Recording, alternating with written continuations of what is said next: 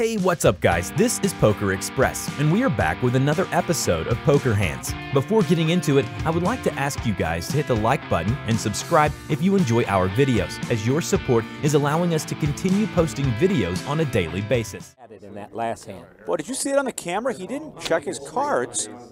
He never looked at his cards, and he made the call.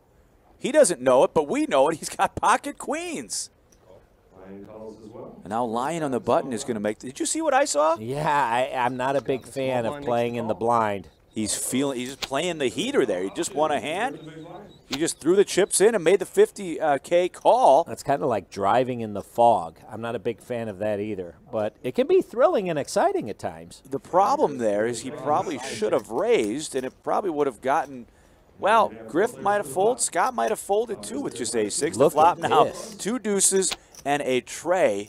Wow, Lion getting the big piece of meat, as they often do out there in the jungle. So Scott now is going to make a bet of 100,000. After the fold, Eric's just going to make the call. This is a nice call by Eric, not overplaying his hand.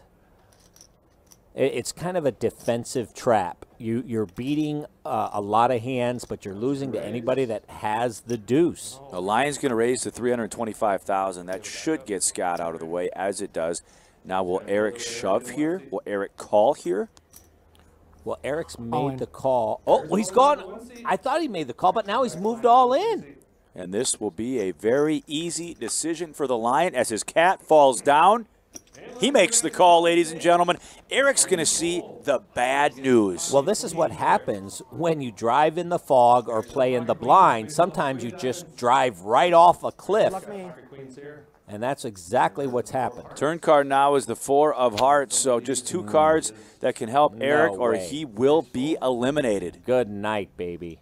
After playing so well that last hand, blind determination sometimes finds the rail. The river card is the 4 of clubs, and that is going to do it. Eric going out in 5th place, 23,600. Doing for our short stack.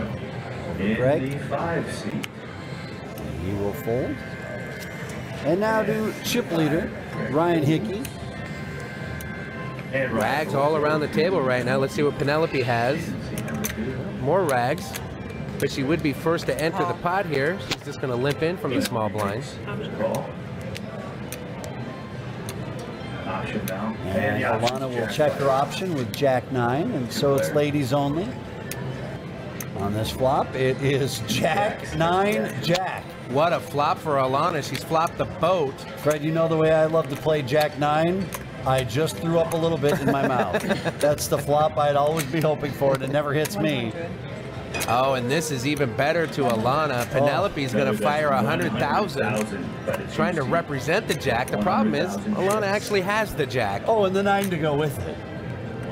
Is Alana going to scare Penelope away here? I hope not. I hope a flat call is coming. Well, Alana is in the tank, and she is going to smooth call it, trying to hide that monster hand of hers. Does Penelope look like someone who's willing to fire on the turn if she has air? We'll find out. Well, the turn is a 5, so now she has 2 pair with jacks and 5s. 250. And Penelope just keeps on firing into Alana. You got to give Alana credit for her poker face right here. If that were me, I'd be spiking the football and doing cartwheels. Someone betting into me when I flopped a boat. And if I'm Alana, I don't want to raise any suspicions. I just flat call here as well. One of the perks to being in position. Absolutely. There you go, girl. This pot now approaching $1 million in chips. Penelope's plan so far not working out at all for her. And the river is an 8. Penelope's going to be first to act. And she is going to move her chips into the middle. It's a snap call from Alana. She didn't say anything, and she didn't push that chip in. It's not all in. And she said call, so it's...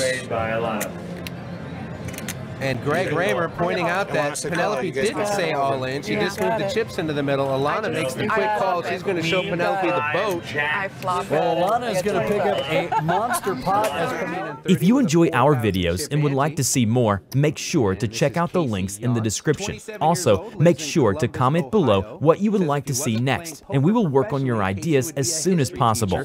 That's two opposite ends of the spectrum, isn't it? Be a gambler or be a history teacher. Action is now on the cowboy, Mike Harris, rancher from Wyoming, who's just going to call with, oh, we don't know with what. It's the mystery hand. Oh, yeah, give the mystery hand to Mike, who I can't seem to figure out for the life of me. Put on the Poker Pro hat, Maria Ho. Let's start speculating what Mike Harris might have. We know Casey's got the wired 7, and after Mike's call, the action is folded, and we are heads up going to the flop. I don't expect to do too well on this one, but I'm going to give it my best. The flop comes ace, 5, ace with a couple of spades. Casey checks over to Mike. Mike checks behind. Maria, any ideas yet? Not a clue, and I'm not even going to pretend like I do. A king of spades comes on the turn. I can say that Mike could have an ace or not, because he could be slow playing the trips that he flopped. Since we've also seen that he's a little bit on the tighter side, he might have come in with an ace here without 3-betting Casey's open. Well, both players check the turn. A 4 comes on the river. Casey again checks. He's pretty much all but shut down in this hand. I got to think if Mike fires here, he's going to win. Well, now I'm pretty certain that Mike doesn't have an ace, but he could possibly have a king here and checked it back on the turn. So, you know what? Shot in the dark, literally, I am going to give him king, queen, or king, jack here. 100,000 is the bet from Mike, and Casey has the best hand, but I think it's hard for Casey to fold here. Mike opted to not bet the flop nor the turn, and I think now Casey's just going to have to call and hope he has the best hand.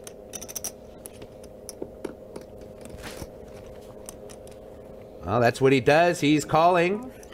And look at that, Maria, with ace-5, Mike flops the boat. Well, I wasn't way off base by saying that Mike wouldn't necessarily 3-bet with an ace in his hand pre-flop, and he did slow play like I said he could have.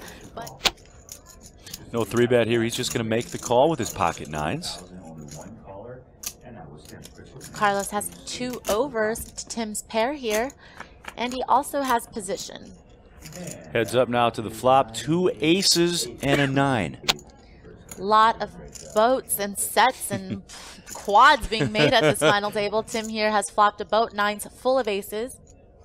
It's interesting that Tim is electing to lead out here. I think he could have gotten a bet out of Carlos here, but I don't know if Carlos is going to call the 80,000 or if he's just going to let it go.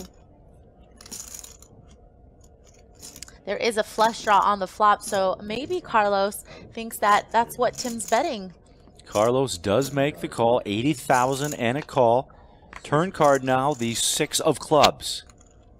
Now I think I would like it if Tim checks it over to Carlos. He's going to do just that, trying to set the trap. Carlos reaching for those placards. He's going to make a bet. 220,000. And I think Tim checked it over to Carlos so that Carlos could try to represent an ace here. And it looks like Tim's just going to make the call. Tim does just that. He makes the call. And I think what would be a really interesting play by Tim is if the spade doesn't come off on the river, Tim leads into Carlos, which I think would confuse Carlos enough to maybe get him to call with queen high. But with the deuce of spades on the river, I think Tim might just have to bet into Carlos here. And it's an all-in bet. And Carlos is going to fold. And he shows his pocket 9s. Will crown a champion tonight. It's going to happen. Blinds are 100, 200,000 with a 30K ante. So the price of poker has definitely gone up. Heads up poker, the small blind is the button and is first to act. And we're seeing some aggression from the button from Jose. Look at this flop. 6-4 tray, all spades. Joe flops a straight flush. Wow. You'll never see this in poker. He flopped a straight flush, and now the 7 of diamonds comes on the turn.